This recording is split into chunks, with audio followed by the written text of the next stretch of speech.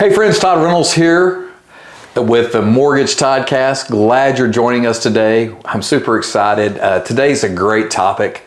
If you haven't already, do me a favor, like and subscribe to this. So every couple of weeks we roll out one of these Toddcasts, and they're full of great information about the mortgage process, what's going on in the industry, all those kinds of things. It's things that you need to know though from the buyer's perspective.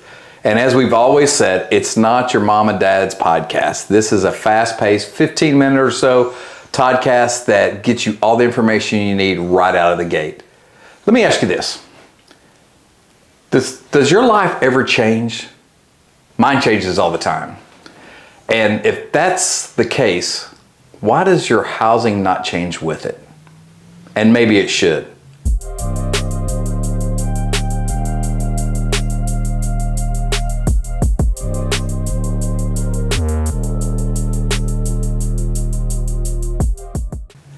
I'm super excited today. I'm joined by Sheila Bonn, a longtime friend and a great realtor here in the Dallas-Fort Worth market.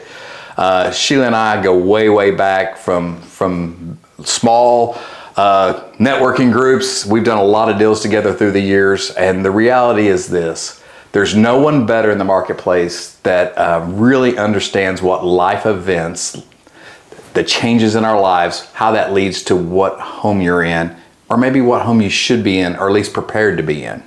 So welcome, Sheila. Thanks for being here. Thank you. I appreciate it. One of the things that stuck out, we were talking about us getting together. One of the things that stuck out, you used to always ask, what was your pitch? What was your ask when you were around people? Do you know anybody that might be going through some kind of a life change, a life event? It's huge. I mean, and I'll be honest, I've been in the mortgage business 30 plus years. I don't know that any other realtors ever asked me that, or I've ever heard anybody. And it's such a simple concept, but it's so true because there's so many life events that really people should consider a different place to live, or maybe they're growing, maybe they're shrinking, downsizing, whatever. What is something you have run across through the years of being a realtor? What's one theme where folks had a life event that led to them needing to make a change? A lot of times it's growing families. So, if folks, they're in an apartment, they realize, gosh, I've been throwing good money after bad money, and they have nothing to show for it. And then the first time home buyer comes in and we get them into a house and they think, oh, wow, this is plenty of space. Well, next thing you know, here comes a baby. So we've got growing families that, create life changes. We've got shrinking families when kids go off to college, things like that. New marriages, blended families. Unfortunately, sometimes divorce and death are part of that, which will, cause you to either need more space or less space. For sure. So let's talk about, let's kind of take two or three of these. Let's talk about the growing family. When is the right time for someone who's planning on their family expanding, having that, whether it's their first kid or heaven forbid their fifth kid, when's the time to really start considering, does your home fit? And what should you do about it? You really want to get ahead of the 8 ball with this, because once that baby comes into the world, whether it's your first or your fifth, whatever, if it's your fifth, the crazy that goes on. So it's really best to get ahead of that 8 ball and be proactive with it.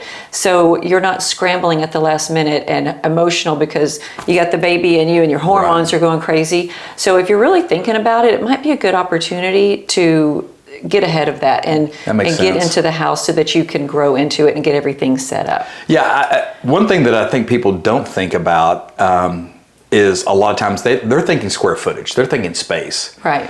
But with a kid comes a lot of other things to consider. Kids have a lot of stuff. Yeah, that, but then even like school districts. Right. Maybe you're in a great house, and for you and your spouse, it was great because you don't have kids in school. Maybe the school district's not one that you're fond of or excited about. Mm-hmm. So sometimes even just the simplest things like that lead to someone moving because they want to set the table right for when the child starts into school and things like that. Absolutely, trying to be proactive about it. What about this? I had some friends, they got married, 6 months ago now. It's not their first marriage, but they both owned houses. So now they both have a house. Now they're coming together. What do you see folks do? Do they sell both houses? Do they, what do they do? I see a lot of people selling both houses, but I honestly feel it is my job to help people build their wealth with real estate. So I'll always try to have the conversation. Do you have to sell these houses in order to buy? Because if you don't, we can get a renter in there if we can. But if you truly feel like you need the equity to get the house that you want, then that's a conversation that we have. But it's going to be different for every situation. Somebody might be upside down on their house. Somebody might have a ton of equity. So it's really going to be case by case basis. But I always try to, my first gut instinct isn't like, let's sell this house and get you in. Let's see what works best for you. That's right.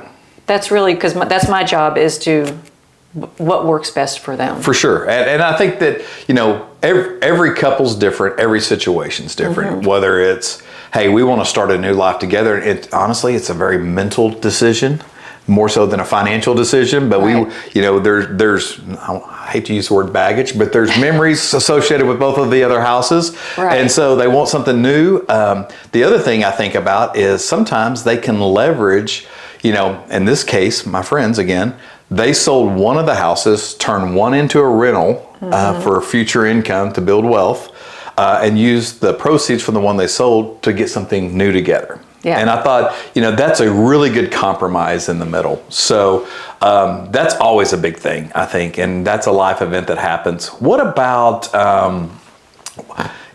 there's tons of different life events. We've talked about having a baby. We've talked about marriage. What about, heaven forbid, what about death? What happens? I think in my mind, I'm kind of a simple guy.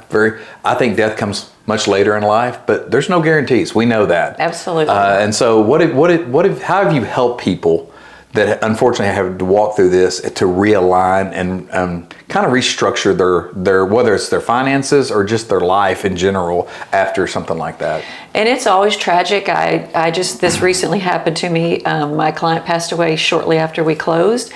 And it really depends what they had going on prior.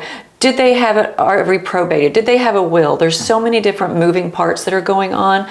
So I would like to be the person that has the resources for the people that this happens to. Right. And it really, there's just so many moving parts. So if I can get somebody in there to help you that understands probate, and we can get your house listed. And especially if it's a blended family and it's one spouse passes away and there's children, there's just a lot of moving parts in it. So the first thing we need to do is sit down and get you a strategy, get you with somebody that knows how to do all this on the legal side of it, because sometimes it's not always cut and dry. Yeah, that makes sense. And I hadn't even thought about the blended family aspect of it, because there's life that had happened prior to and that kind of thing. So yeah, that makes perfect sense. I know this and one of the reasons I like working with Sheila is kind of when we team up and work together, we want to make sure that we're providing not just a home, not just a mortgage, but we want a solution that helps put people in a better position. Absolutely. So one of the things that we both do, and we both recommend CPAs, we both recommend real estate attorneys. Whether our clients have that need or not, we want to be a resource, because at the end of the day, we want them to be positioned well for this house and the next one, whether it's going up or going down or whatever the case may be. What about another area that I think I see more and more of, and it might be my age, I don't know. I see more and more of these days is folks downsizing because of retirement. Right. Or kind of repositioning because of retirement or slowing down. What do you see in that area? And is that a big piece of your business, or is that something that you have to deal with? It is a piece of my business. It's not the largest piece of my business. And it certainly does happen, because once kids go to school, who wants to sit there and pay a water bill on a big lot that a huge house sits on, and the cleaning and the upkeep and the maintenance and just all the utilities that go in with it? So, I've had clients that they've downsized from considerably amount of a large home to a smaller home. And then I asked them later, like, how is it? And they think, oh my gosh, I should have done this so much sooner. Because, people, they get uncomfortable because they've got all their things, they've got attics full of stuff. But, once we start having these conversations, and getting them into the right people to help them get their things together. Right. It really helps their mindset, and it breaks it down into bite-sized pieces. Because, older folks, it's hard because they're like, I've got 30 years of living in this house. What do I do? Yeah, where's all this stuff going? I don't even know what to do with it. So having those conversations with people, and not only just retired people, even young people, like having conversations, high-level conversations of wealth building that they can use with their real estate. I've got a lady right now. She was telling me that she wants to eventually buy a house in Washington to Airbnb it, which I think is a fabulous idea. She's been renting for years. I said, think of this. Had you bought that house 5 years ago, the equity you could have had, you could have pulled that equity out, put a down payment on your house there.